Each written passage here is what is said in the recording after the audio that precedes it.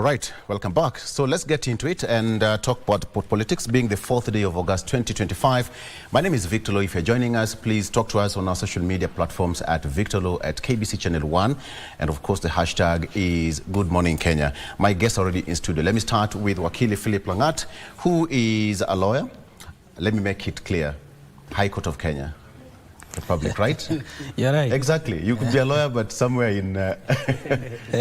Karibu sana Wakili. Asante. Thank you so much. Asante. And of course, also joining us is Excellency Dr. John Erus, who is the Deputy Governor of the great county of Turkana. Mheshimiwa, karibu sana. Asante. And Honorable Mark Ndingo, who is also a political analyst. Mheshimiwa, karibu sana. Thank you. Gentlemen, let me start with you. We talk about football. Even our set is all about green, what you can see. We're in the mood. Mark, what do you make of our performance yesterday? Oh, yeah. Yesterday, I think our Arabic Stars did Kenya proud.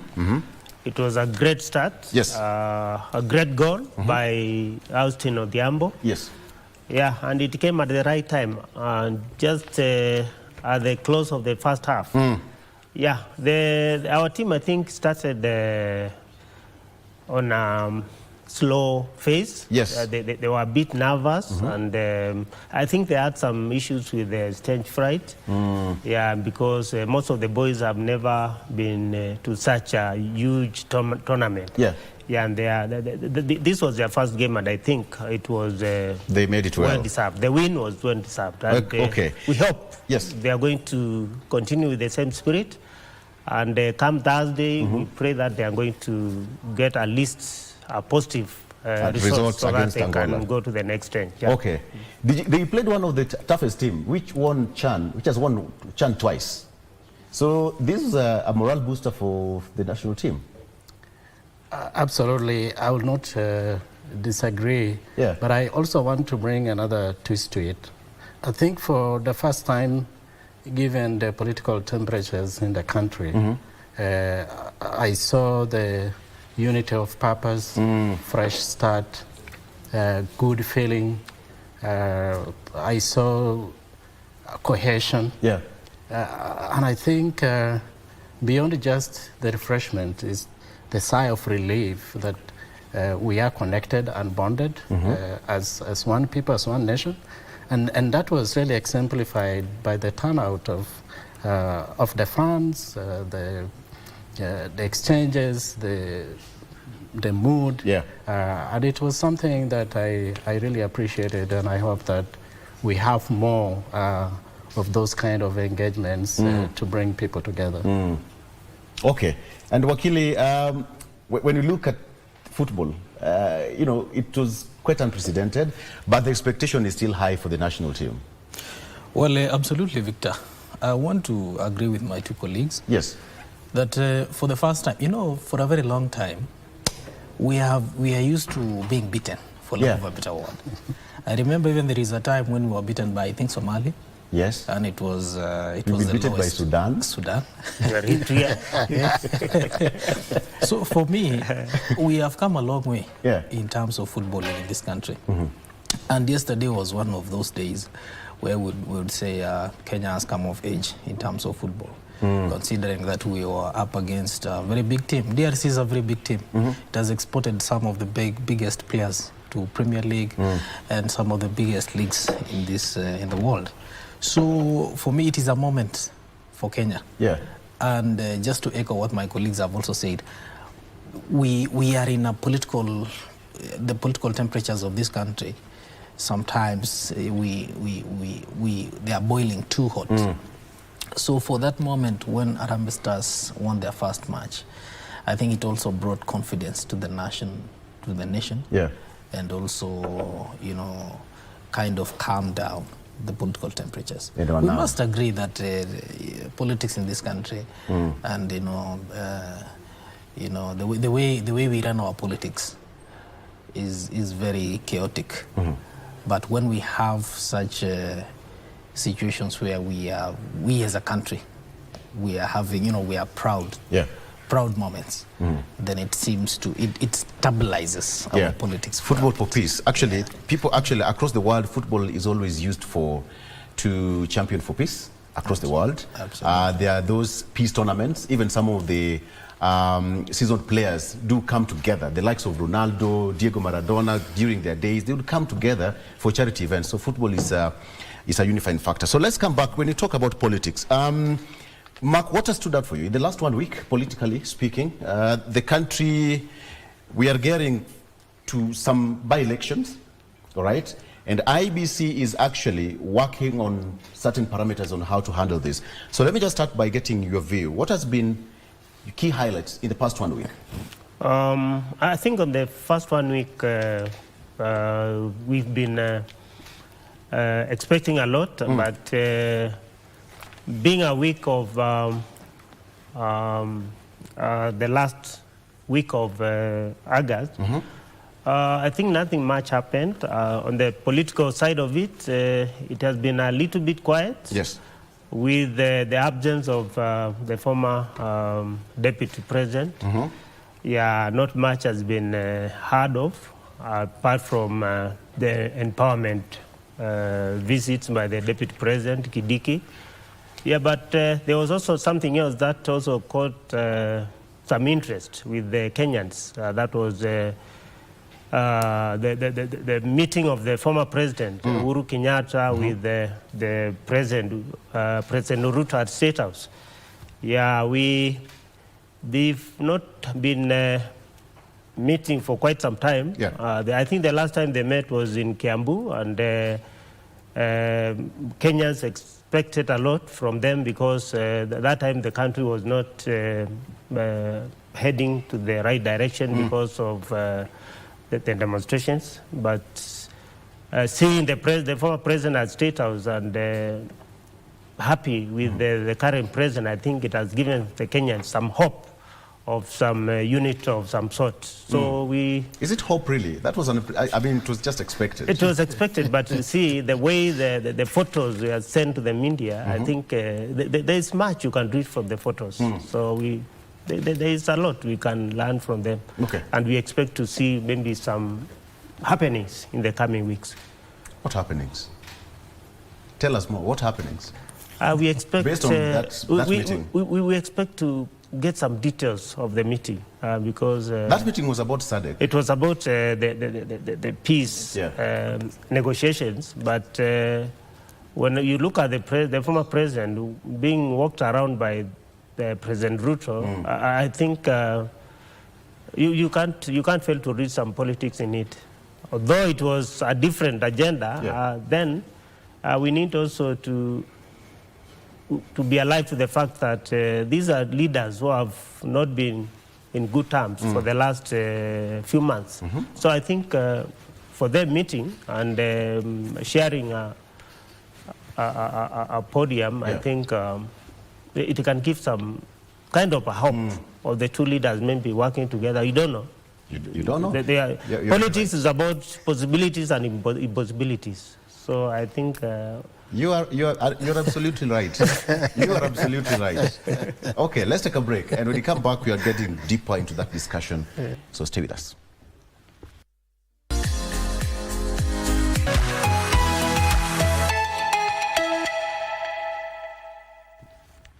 All right, welcome back. So, Deputy Governor Turkana, in 1 minute, what has been your key highlights in the past 1 week, politically speaking, and in other aspect? Politically speaking, we saw a conflict of interest bill assented. We saw DRC, Rwanda, economic cooperation agreement. Definitely the statesmanship between President Ruto and former President Uhuru Kenyatta. In Turkana, we actually celebrated the first initiative for peace between Turkana and Toposa in southern Sudan. So to add on to what was happening, those are some of the highlights that I saw has a significant contribution to politics.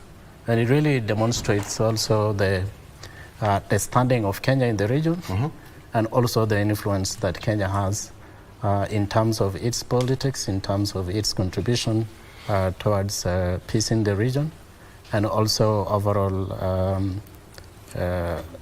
things which we cannot really ignore about the standing of Kenya in influencing economic growth in the region as well. Yeah. Wakili? Yes. Go ahead. Yeah, of course, we have seen a lot of happenings in our country. But, Victor, allow me to say something. You know, I've just looked at this newspaper for today, and I've realized that it is very sensationalist. Sorry to say, but, you know, yesterday we just, we won a match against DRC. But looking at the newspaper, the first headline of the Standard newspaper is very alarmist. I mean, you've put the picture of Musando, the late Juma, and another lady there, you know, and with a big, bold headline saying, "Murder's gone cold." It's something wrong in the way we bring out stories. And I'm not accusing the media. The media is doing their job, fantastic job, but we must also be very careful in the way in the manner we deliver news in this country, because it's very sensationalist. I mean, we were supposed to be having pictures of our superstars and how they have won their first match. But be that as it may, and that aside, and to come back to what you've just asked us, politics is about PR, is about perceptions.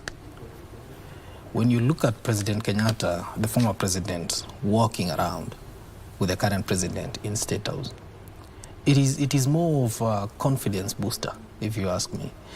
And it goes into the, you know, the kind of relationship that our leaders should be exemplifying. We saw first, of course, we have Raila Odinga right now in the government, or if you may, in the warmest side of opposition. Yes. And now we have Uhuru shaking hands and walking around in State House with Ruto. It is a message of goodwill to the people of Kenya. And that is what Kenya sometimes, that is what we want sometimes. We want to see our leaders, you know, behaving in a cordial way. Because it's not just an issue of, you know, what I would call competitive politics, or what I would call aggressive politics. Sometimes we just need that kind of environment, a situation where, you know, we're bringing all the political players together to pacify, to bring the mood of the country, you know, to manage the mood and the expectations of Kenyans. And I also want to touch on something which happened and which the DG has also mentioned. You know, just recently, the president signed the conflict of interest bill into law. Yeah. And what that means is that for the longest time, you know, Victor, we have always had politicians or people in power using their positions to solicit for business or to do business with entities where they are presiding over. And that is for the longest. So this bill, when the president has sent this into law, it means that we are going to cut down on this kind of corruption. Yeah. You realize, for example, you have someone, the big man somewhere, you know, getting tenders, or his or her companies getting tenders from the same government entity where they are presiding over. So those are some of the highlights that we must appreciate as far as accountability in this country is concerned. And also not to mention that there is also another bill, I think it is the National Protection, Social Protection, which was also assented into law by the president. This is another bill that seeks to protect those people who are vulnerable. The vulnerable in the community. We've had people who are not able to, you know, the people living with disabilities, the aged, people who have, you know, vulnerable people. And again, that has now been consolidated into law. And I think the government has introduced the National Bureau for protection, like a body, an organization that will specifically deal with these people. These are some of the gains that we are making as a country. But if we don't take a keen look at it, we might get carried away by the politics of the day and leave out the most important facts. Yeah. Yeah. Okay. Yeah. So I want to ask a question to the three of you gentlemen. We've seen a lot of movements across the country, and correct me if I'm wrong. Are we not using the empowerment program that is being run by some politicians across the country as a political move? Mark, let me start with you. What would you term that, the empowerment? Do we need empowerment as a country where we have got laws, structures, we have got counties, devolved units, where politicians use whatever resources from whichever sources we don't know, but going across the country in the name of empowerment? Have we gotten to a point where, as a country, we are not in a position to empower ourselves nationally? Yeah, thank you, Victor. I think what is happening now is, yes, they are calling it empowerment. Yes. And it's good to empower people. But I think we need to have the right structure, a right structured way of empowering our people. Because I know with the politicians, they would like to call it empowerment, but if you listen to what is whatever we are getting from the community after these empowerments, it's coming out to be something like giving handouts to our people, as opposed to giving them something that can empower them. I think we are coming from the year of 2024 when we had the revolution of the Gen Zs, and some of the things they were questioning were the fundraising. But if you look at this, the empowerment program being done by the Deputy President, it's more or less of fundraising where they are giving huge sums of money to our people, but at the end of the day, whatever the people are getting is something something that cannot even last, which is not sustainable. I think what we need is to have something that can be sustainable. And I think I'll give an example of one of the manifestos of ODM, that is Azimio. It had proposed that it was going to be giving 6,000 per month to our people, to the youth and the elderly. Yeah. I think if we can implement something like that, it is going to be more helpful than giving our people 20,000, whereby they are sharing in a group of 20. Somebody going home with 1,000. I think that is not empowerment unless we want to do politics with it. But with the politicians and the kind of politics we are used to in our country, we cannot wish away that. So I think they want to achieve empowerment, but at the same time they want to do politics with it. So I think which one takes precedence? Empowerment or politics? We need to find a way of empowering our people, and we move it away from politics, because if you give it to politicians will always do it in a way that is going to benefit them and not the people. Don't we have ways of empowerment? I mean, look at it this way. Why women groups? We don't have any other group because it's always women empowerment. So we don't have youth empowerment, we don't have men empowerment. Don't we have a national empowerment program? I actually, one of the person who believes that having a structured and a much more clear framework of supporting various groups is key. Let me give an example. Politically, it's sometimes challenging to balance between electorate's expectations and your intention and your own expectation. And so whatever you need to do to address the relevance between those two also has a way in which your public image is defined in terms of leadership, in terms of your ability to organize and mobilize people. But there are ways we can continue to do that. And I agree with Mheshimiwa that delinking this with direct political benefits is important, because we need to do what is expected of us to be able to organize the people. This is how we are looking at empowerment in Turkana.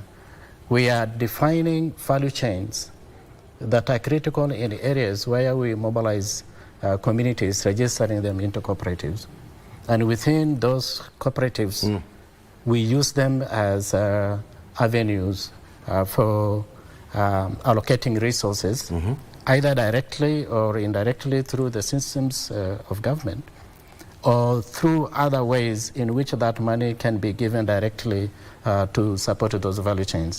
That does not mean that if women groups, which appear to be much more organized, or youth groups, in some sense, we cannot not do what the empowerment, like me being invited, maybe for Thanksgiving with a group, to help them to resource mobilize for specific intention. And one of the ways in which we are looking at it, and we think it could be a model that the country can also adopt, is also to go ahead and link these groups into beyond just the value chain, that we also link them to a credit facility, which is de-risked. And in this case, we'd risk their businesses that is attached to the value chains by ensuring that allocations of funds to boost them goes through those channels. For us, I think that is one way of looking at how we can empower collectively. But there is also one thing I wanted to mention, which about the Gen Z movement. The models of empowerment for young people, and I'm speaking from the perspective that I have been in social change movement as a young person. And one of the things that would probably make sense is the way we are delinked from when we talk about youth engagement, youthful engagement, when we talk about opportunities for employment and how those directly influences what kind of actions that we take. You realize that a lot of those value chains where we want to push these young people are completely delinked, either from the institutions to the industry, or the industry to the attachment programs that allows them to, to get support. For example, in other countries, you find that there are systems where young people are given the opportunity for attachment outside their work environment for experience. And they can also be internally absorbed. When we are talking about the opportunities for youth, for example, even in terms of digital economy, when you look at them in terms of how they are organized in terms of formal employment, then you realize that everything is completely delinked. So they are just left there. So to me, if we begin looking at critical value chains that allows the transfer of knowledge and the skills that they have already learned, and try to build a discipline around it, that is really some models that we believe can be helpful in terms of... You've talked of one structured model. Wakili, in Kenya, is it taking that model? Because, believe you me, this coming weekend, there'll be another empowerment program. For example, over the weekend, the Deputy President was in Baringo and he gave 1.2 million shillings. Next weekend, that will also depend with the number of women group and all that, another 1-point-something million will go. He talked about the value chain and the system and the structures, but do we have that in Kenya? I mean, from the way it's speaking. The difference between politics and empowerment, basically. Absolutely, Victor. That's a very good question. We must look at delinking the two, politics and empowerment. Because in as much as we want to empower our youth, we must also delink politics from it. So that it doesn't look like, you see, if you... How possible is that in the Kenyan system? We must, I know, that is why I'm telling you, we must have a framework around empowerment. We must have a solid framework so that we guard against politics of tokenism. Because you see, if you read the works of Francis Fukuyama, for example, in his works, Political Decay and Political Order, he says that when a political party has lost meaning, it will resort to such things as clientistic, networks, tokenism, politics of tokenism, as a way of mobilizing people. And the reason why I'm saying we need to delink these two is because we don't know when just as you have said, the Deputy President today is in Baringo. We don't know what next. Is he going to be in Kitui, for example, or is he going to be in Turkana? When is he going to do that in Turkana? It is done in a very helter-skelter manner. It is not so clear, and that is why, in as much as we want to help our youth, our Gen Z, we must also craft a very consistent framework on how to help them, not just dishing out money and giving them, handouts. Because again, that is a very dangerous way of doing politics. Remember, this Harambee system for decades. Kenyans actually at some point rejected it and said, this is not, it is not sustainable. You do an Harambee, but yes, what next? It is not sustainable. Even though it has always been a means of helping, people, helping organizations and so forth and so on. But it might not be tenable in the long run. And right now, in the 21st century, we are looking at practical solutions, providing an environment where our young people can work and earn a living. Even just providing an environment, not necessarily giving them employment opportunities, but just providing an enabling environment. I've seen Sakaja, for example, he has allowed them to come to the CBD, to come and do the shooting, photography, and so forth and so on. And I think they are doing it because, some of these jobs are online based. I think they are making a living. They are earning something at the end of the day, instead of idling there and doing and resorting to drugs and so forth and so on. We just need to have an enabling environment where people can work, and not even youths, even other people who want to venture into private business, people who want to venture into other aspects of life. Just an enabling environment. I want to agree with both my colleagues that empowerment is not bad. It is a good way of, building a country, building the economy. You must empower people. I don't know, there is an empowerment program where youths were being given, I don't know, was it a piglet somewhere in Kiambu? I'm not so sure. But they were giving out piglets and rabbits and so forth and so on. I don't think we should wish it away. All right? I don't think it is something that we can just say it doesn't make sense. I mean, there are some success stories from the same, and also there are some other stories that may have not been successful. But all we are saying is that if we can have a law, if we can, because currently I don't think there is a law that is governing these Harambees. There is nothing, people just come and say, I have donated 1 million to this group. We do not know where this 1 million... There has been that discussion in the past. Yeah. Where Harambees have been banned in this country, not almost a year ago. It has been banned several times, not even just recently. So this empowerment program is Harambee Pro Max. Let me use that word. Absolutely. It's Harambee Pro Max. Absolutely. You talked about sustainability. Mark, the government cannot run out of cash to talk about sustainability. 1.2 million shillings for just 1 week. Sure. And one of the things the government is being asked to do is to be accountable to what they are using. And the kind of money being dished out in this empowerment program is not even accountable, and you cannot even know where that money is coming from. Yeah. I think Wakili here has said it well, that we need to have a law.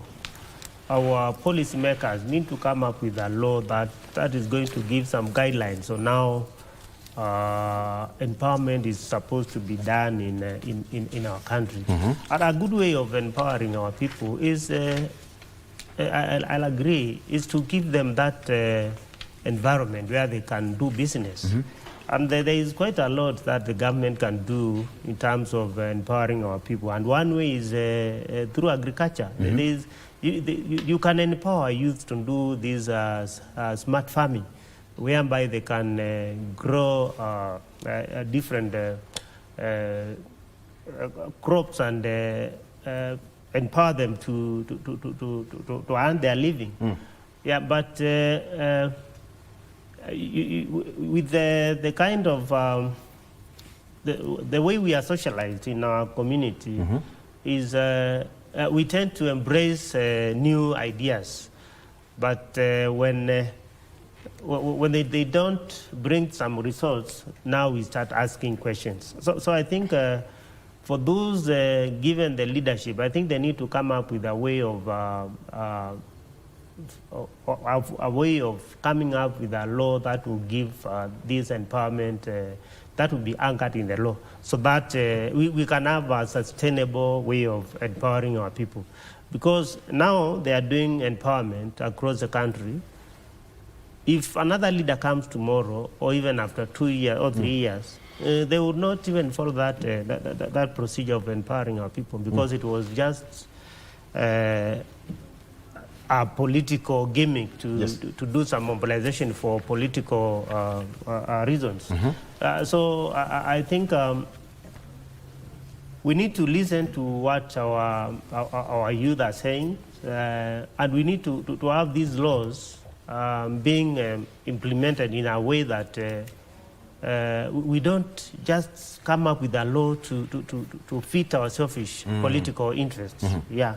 Okay, I want us to talk about something here, but DJ, I want to give you 1 minute also to talk about this, because when you look at the sustainability aspect of it, there are some underlying issues to it, the political underlying issues. Where does this leave the opposition, who are not in a position to dish out 1.2 million, 1.5 million shillings every other month? That leaves your opponent in a most dangerous situation, because you have the muscle, the power, but what about them? I'm not sure. Maybe Lagat will tell us. Why Lagat? He's not in the position. No. I'm just trying to say, what I'm trying to say is that I think we had come up with a financing model for political parties, where opposition political parties are provided for in terms of funding. Yeah. And so that's why I'm saying I'm not really sure whether the oppositions are left in the cold, so they will have to use whatever is provided to them by law to do the empowerment. Yes. I'm not saying that it doesn't put them in a vulnerable position in terms of standing when it comes to politics.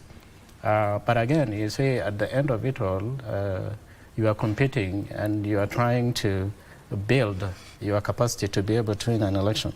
That is not really, that is one part of it. But frankly, if you ask me what do we need to do, I will only tell you, in Turkana we are in a state of dishing or maybe empowering people. Okay, there are those groups that we do invite us to support them directly. But we are aligning public works against, that the contribution that they're given also is accountable through some kind of service. For example,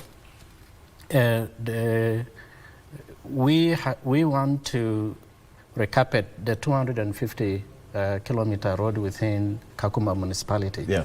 And we have said that, so what we are going to do is we are going to provide the gravel or the materials, and then we'll have 500 Turkana youth and 500 refugees youth as part of the integration process.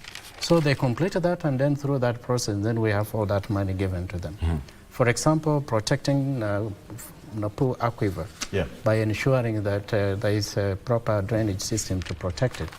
So we mobilize people to do that kind of work, just like what they say, Kazim Tahani. To me, those are channels through which you build discipline for work. But we also need to ensure that when we are introducing this kind of works, that it's built over time, that one service builds into another, so that resources can be meaningfully channeled where people directly benefit but also contribute to building the infrastructure. To me, I think that is really the way to go. All right. I want to take a break. I want to serve you tea. This is a breakfast show. I want to serve you tea. Very good. Lagat, you happy now? Yeah. Are you happy? Of course, I come from Kericho and we drink tea. Tea is our main... I want to serve you tea. So let's take a break. And we come back. There is this discussion where there is another movement that is being formed led by ODM Secretary Edwin Sifuna called Kenya Moja, which is perceived to be a youthful kind of an outfit that is geared towards challenging President William Ruto come 2027 and youthful leaders across the country to galvanize as an alternative kind of government in 2027. Let's talk about that. And he even said that even if he's expelled from ODM, he'll still not support President William Ruto. Let's talk about state of politics and youthful affairs in the country. When you come back, DJ, are you a youthful member of the society? At heart, yes. We'll be right back. Stay with us.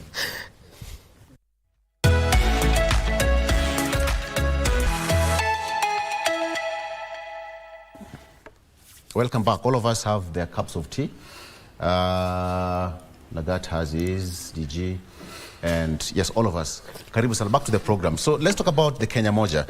There is that the talk in town. Let me start with you, Lagat. The aspect of bringing another outfit, and of course, when you hear Sifuna speak, trying to bring the like-minded youthful leaders, quote-unquote youthful leaders, to be an alternative outfit ahead of 2027. What is this all about? Well, what would it be all about? That's not a bad idea. I mean, a vast majority of the Kenyan population is comprised of youth. It's a very good idea. The only problem is the characters who are leading this idea. You know, I've known Sifuna for a very long time. Yeah. Even during when he was doing representation at the LSK, Sifuna is a kind of politician who's just, you know, about. He speaks a lot. The characters who are leading this, what you are calling Kenya Moja, is the problem I have. Kenya Moja is a very good slogan, is a very good initiative, but the characters they are in. You're talking about Sifuna, Wamushomba, I don't know, Caleb Amisi, Babu Wino. I know these characters at a personal level. There is nothing to smile about from these characters. There is nothing to write home about in these characters. These are just sloganeering politics, which we are used to. You remember during the time of when Kibaki came to power, there was a slogan. When Raila came into, when he was doing 2013, there was a slogan. It is politics of sloganeering. Kenya Moja. We are in Kenya Kwanza, now we're Kenya Moja. I don't know what. So Kenyans cannot eat slogans. Okay? Kenyans do not want this slogan. We are tired, Victor. We are tired of leo tumeletewa hii, kesho we have another Kenya, sijui what group. These are slogans. It has got nothing. Let them show us what is it that they are bringing to the table. What is it that Kenyans are going to get from this new outfit? Just don't tell us that our outfit is about youths. Then what? How are you providing to these youths? Assume you're sitting on that table. Yes. As a think tank. And you're talking about let them show us what they want or what they should give Kenyans an alternative. Absolutely. I have seen them holding several rallies. I think they are on a campaign right now. They are going from town to town. But what they are doing is just, singing those 1 term, 2 term. There is nothing. Politics of identity. Saying this person, William Ruto is this, William Ruto is that.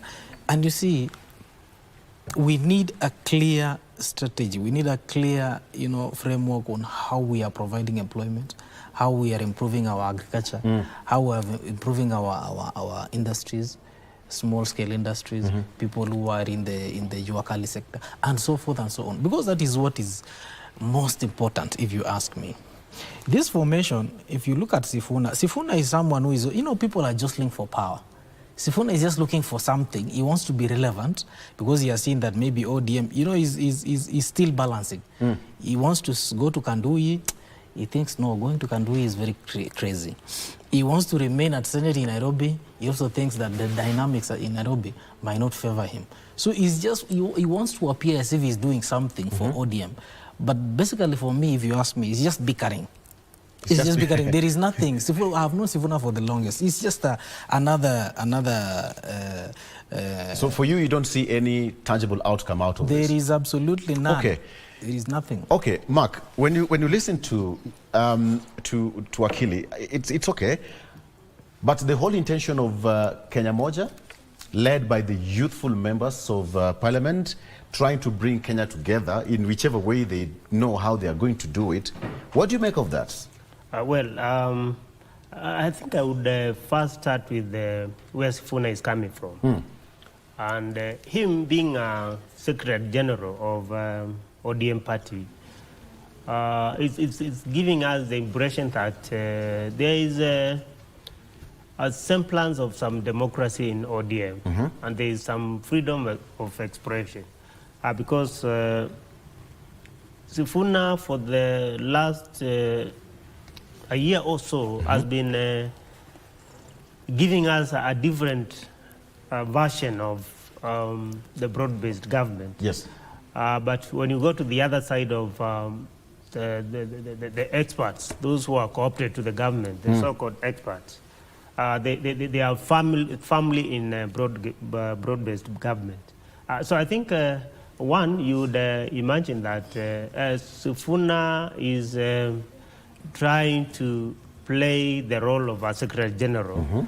And this, though it has been castigated by some of the ODM members, the party leader, I think, has twice come to his defense, giving us the impression that there is some freedom of expression. And with the politics, you must do your strategies well. I think Sifuna has realized that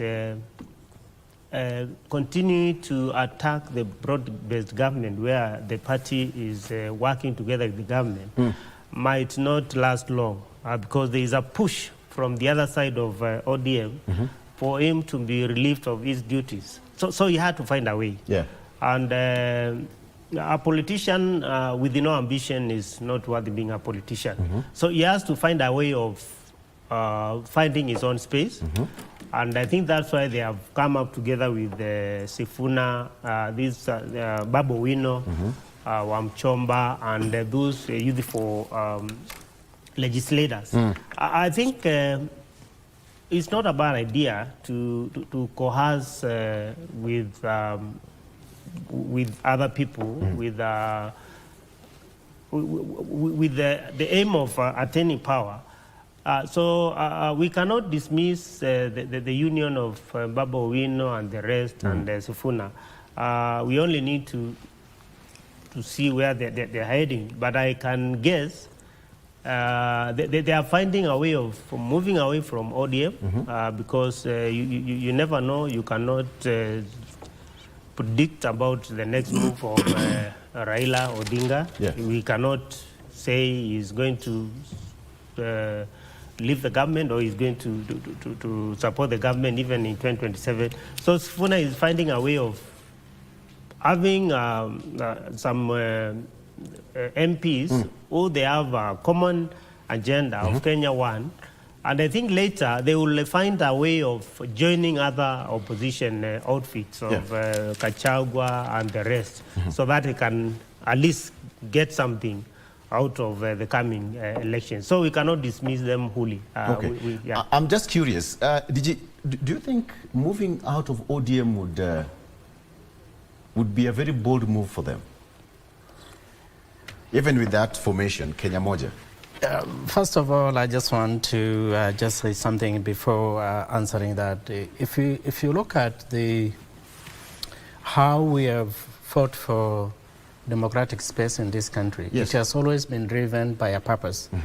And that purpose has always been structured, whether through dialogue or through legislative means. So, meaning, political mobilization in terms of building capacities of the citizens to support your agenda has always been in the forefront of every social change that we have fought in this country. Yeah. Be it economic, social justice network, be it human rights or stuff like that.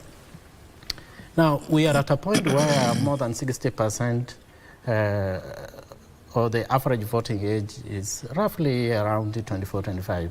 And this is by the, if you do the analysis in terms of 2002 elections until the recent 2022 elections. We are coming to that, and I think this is data that is available, that maybe probably acting as a motivator for people to see. So we have a much more broader voting base now, which is really young people, who majority of them are trying to figure out how to live and how to survive. So it is very difficult for me at this point to tell whether the new outfits that are currently forming are forming around an agenda, other than just like Lagarde shown that on Standard newspaper, we are talking about, instead of picking up from the positive emotions that we experienced yesterday through the, when the Harambee Stars won the game, we are trying to bring the people back to that conflictual mood. So I would probably just dare Sifuna to maybe just leave ODM, and then we see how that pans out. But as Mark has indicated, we cannot ignore the power of mobilization they have and their connection with the youth. Whether that can translate into some kind of change in terms of determining a political niche for a person, we are yet to see, because I think next year we will see how these things play out, and that is really going to be more significant. Whether this is a move to test the waters to see how that pans out next year, it is yet to see. But I strongly still believe that in ODM strongholds, the strength of ODM in those areas is still so intact, and it will take a while. And another segment that I want to bring, I think if you look at the state of politics here in this country, it is like whoever is the head of a movement, if he's able to change that movement and continues being the head, they have never taken initiative to prepare other people to take over. It is like now, you are an outfit where you just have to fight for yourself, your own niche, how you create that environment in which you become popular in the national televisions, in forums, and that propels you to become who you want to be in politics. So we also need to see how these political parties are able to build up young people so that within the structures of this movement that they can grow up. When you look at the name, Kenya Moja, we have Kenya Kwanza. The creativity out of that, picking of a name. We had a Third Way Alliance, which was also wanted to pick individuals from 47 counties. Right. So I don't see really any difference, because at the end of it all, yes, Babu Owino, Sifuna, and all these I can energize the crowd, depending on what you tell them. But all the changes that have happened in this country has always to address a specific issue, and it has been a rallying point. Right now, it is very difficult. Are we then taking advantage by the fact that the Gen Zs are saying they are leaderless or something like that? Yeah. Or we are trying to look at who becomes more popular and appeals to the young people in this country. It is yet to say, because the issues the Gen Zs have raised, if you look at all of them, they all require the same legislators to go to Parliament and pass appropriate legislations to address them. I don't see anything in those issues that are not either supported by law or gaps in the law that needs to to be filled in. If we address that, then I don't really see any new output in the name of Kenya Moja. We have got so many political parties in this country, almost 90 of them, Wakili, right? Yes. 90 of them. Yeah. I can barely name 10. I can barely name 10, to be honest. Of course. But then, yes, it's a democracy space that we are all enjoying. When you talk of, I've talked about the risk of the likes of Sifuna quitting ODM and all that, the party that he's held that position for around 8 years or so, and the party they're talking about, the biggest party, 20 years to be specific, that's a long time in politics. We've seen so many political parties come and go, but some of them fizzle out. You look at that formation, Kenya Kwanza, and then we have got Kenya Moja. But the target group is the youthful category, the demographics. Yes. Will it yield any fruit? You know, Victor. Yes, no, why, whichever way? It is not, as I want to emphasize, it will not yield anything. Because again, as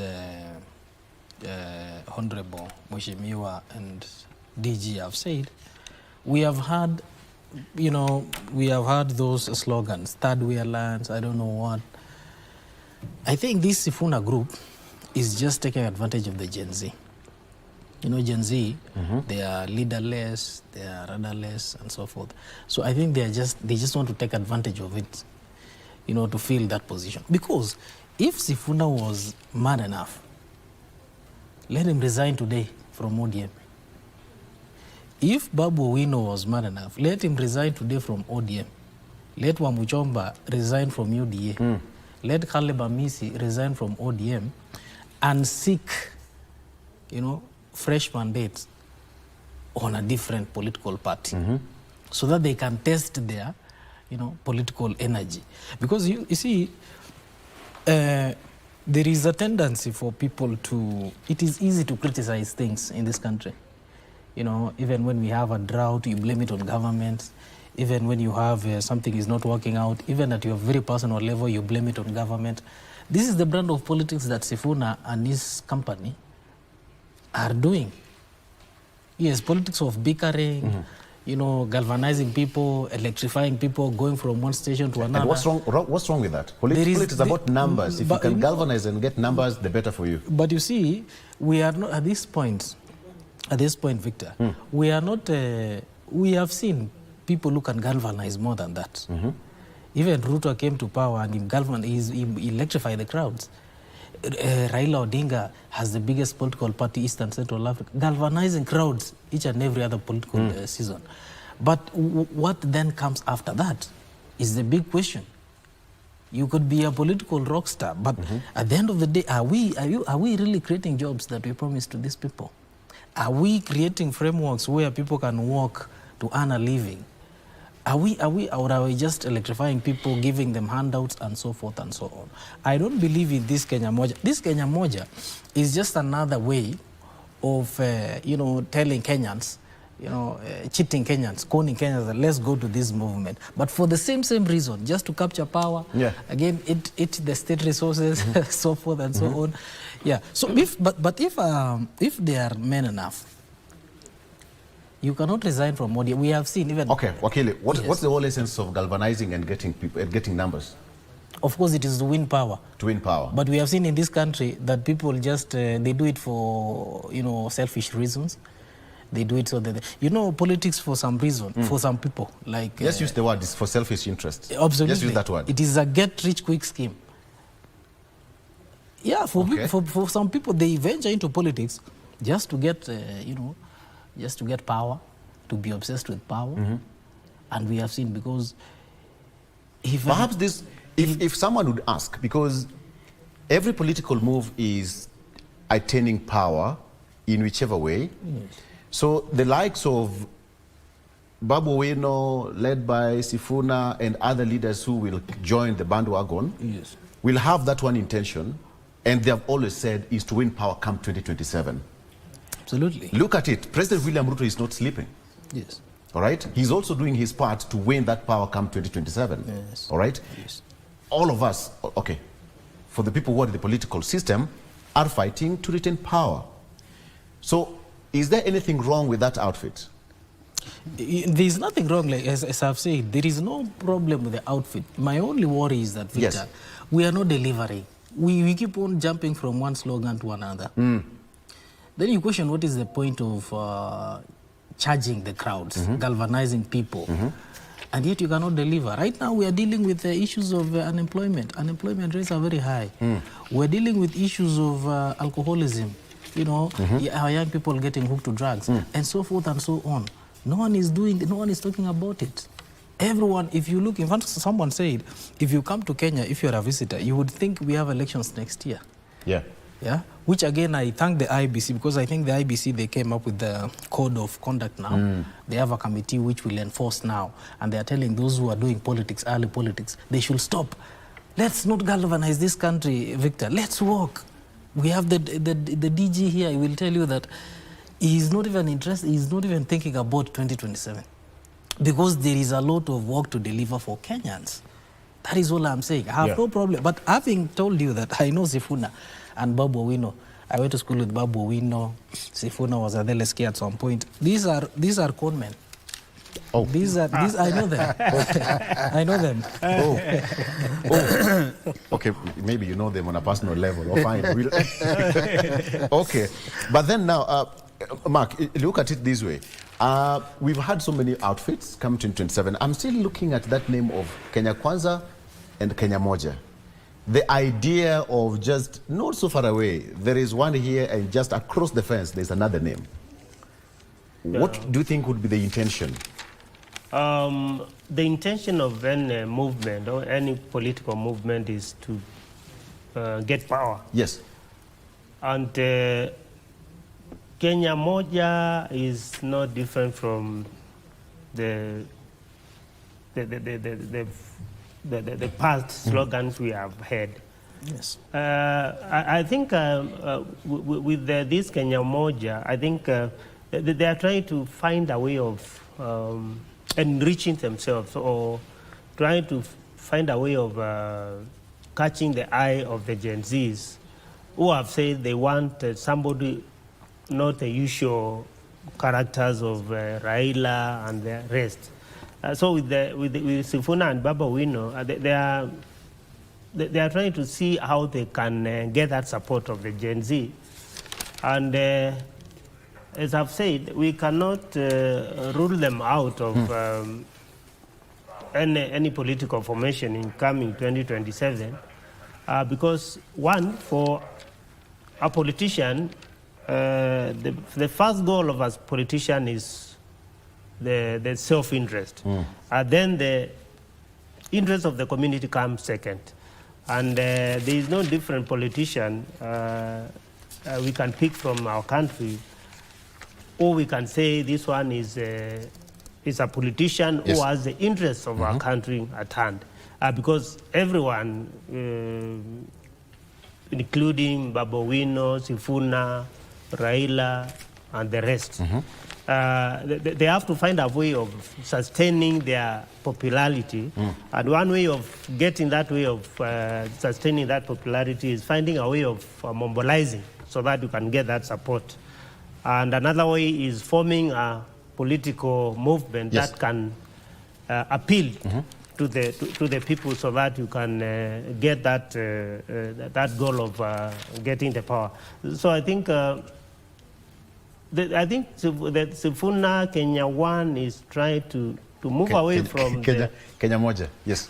Kenya Moja. They are trying to move away from the current leaders, where we have the broad-based government and we have another opposition of Kinagachagua. So they want to be the third voice of the Gen Z. And as I've said, even last year when the Gen Zs were demonstrating, I think there were some of them who are proposing Babowino and Sifuna to be their leader. So I think they are trying to see how they can appeal to them. I want us to do this. You'll give DG one newspaper. You can take one, all right? DG, you'll read for me the headline of that newspaper as we come to a close. Of course, Wakili, you also have that newspaper. Yes. Are you comfortable with that headline? I'm not comfortable. That is, I started by saying this, Victor, and I'm appealing to the and I think this is a good opportunity. You can give Mark. You can give Mark. No, I have no problem. You can exchange. We can exchange. Yeah, you can exchange. It's okay. Okay, you can exchange, Mark. The headline is very sensational. Now that's better. Okay, Mark, what is the front page of the Standard? Just on the front page? They are the Montas Gone Code. All right. Yes, and they have given us the picture of Jacob Juma, Mercy Keino, and Chris Musando. Yes. Yes. Okay, you can take a look at the Standard newspaper and read for yourself. The story is well fleshed out there for you. DG, what do you have on the front page of the Daily Nation? Why Kanja want to give up 60 billion payroll? Yes. There was a drama sometimes last week before the House Committee. Yes. The explainer, kindly, or to that story, the headline? It says police chiefs and the commission have had a frosty relationship on the salary matter, and these fishers' fight for control of police salaries has escalated with the police chief vowing not to surrender control of 60 billion annual budget. And by his defiance, Inspector General Douglas Kanja is taking on the National Police Service Commission and MPs. Who will blink first? Who will blink first with the MPs? It was a lot of drama last week in the National Assembly. Wakili, front page of the Star. It says great start for Harambee Stars. Yeah. Now that uplifts your spirit. This one is now. This is where we need to be. For Harambee Stars. Yeah. Okay. So I wanted them to do that. Let me also take you a very quick one in under 30 seconds. Yesterday, Tanzania won 2-0 against Burkina Faso. Kenya won 1-0 against DRC Congo. Morocco also won 2-0 against Angola. And yesterday, again, Madagascar and Mauritania drew 0-0. So today we have Niger and Guinea will take on at 5 p.m. And Uganda will handle Algeria at exactly, that is 20:00 hours, that is at 8 p.m. So that is the fixture for today. Niger will go head-to-head with Guinea, and Uganda will take on Algeria. I think this is going to be an interesting match. Niger and Guinea, Uganda and Algeria. It's going to be an interesting match today. Very, very interesting. All right, so kumbuka, Chan Iko KBC, this is where you're going to get all the action for the next 1 month that we'll be having that fanfare in Africa. Gentlemen, thank you so much for your time. Wakili Philip Lagat, he is a lawyer here in the Republic of Kenya. Good to mention that. Deputy Governor of Turkana County, His Excellency Dr. John Erus, thank you for coming, as well as Honorable Mark Ndingo. Thank you, gentlemen, for being a part of this show. And the best person to be on the show is you as the viewer. We are taking a break. Thereafter, we're going to Kisumu with Simon Achola. Good morning.